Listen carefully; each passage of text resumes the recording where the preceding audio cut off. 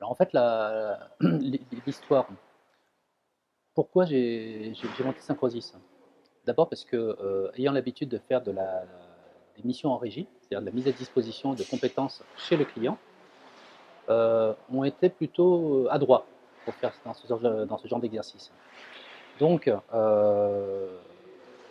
j'ai continué jusqu'à un moment où le client lui-même souhaitait qu'on aille un petit peu plus loin dans la prestation, puisqu'on était soumis essentiellement à l'obligation de résultats, pardon, à l'obligation de moyens et non résultats. Et comme les moyens étaient bons, les résultats étaient atteints. Comme ils étaient atteints, on nous a proposé tout simplement, avec le même effectif, de construire des plateaux projets et d'assister effectivement le client dans la construction de son projet.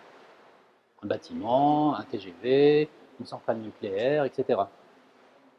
Et au fur et à mesure qu'on est avancé, eh bien, on nous a upgradé la prestation, on nous a proposé de prendre le projet global, et c'est ce que nous avons fait. En réalité, la mission reste la même. Il fallait trouver la compétence, posséder la compétence pour pouvoir gérer le projet. Et la différence, c'est que le client nous a délégué cette gestion. Et pour nous, c'est une victoire, parce qu'effectivement, si le client nous l'a délégué, c'est qu'il a eu confiance déjà au service qu'on lui a proposé, mais au-delà de ça, aux personnes, aux individus, aux compétences qui sont venus sur le chantier.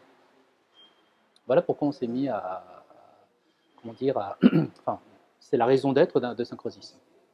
Et à partir de là, une entreprise, ça vit, Oui. ça évolue. Et dans l'évolution, aujourd'hui, avec les objets connectés, on s'est rendu compte qu'il y avait également des besoins assez importants en matière euh, d'objets connectés, par exemple. Euh, dans un bâtiment, on a des portières automatiques, on a comment dire, la ventilation qui est automatique, l'électricité, etc. Donc on voit bien que sur des choses habituelles, on a comment dire, on a des De matériaux, l'optimisation. oui, il y a des matériaux qui communiquent entre eux. Mhm. Et donc en fait, cette communication entre ces différents systèmes sont gérés pour l'instant par la main de l'homme. Et ce qu'on cherche aujourd'hui, et tu l'as très bien compris, l'optimisation consiste à mettre une intelligence artificielle dans le système pour effectivement optimiser tout simplement l'utilisation de l'énergie, de chercher également à économiser les matériaux utilisés pour pouvoir faire des économies d'échelle relativement importantes et d'avoir un ROI, ce qu'on appelle un retour sur investissement, beaucoup plus court que dans le cadre de l'exploitation d'un bâtiment euh, Traditionnel. voilà, de façon habituelle.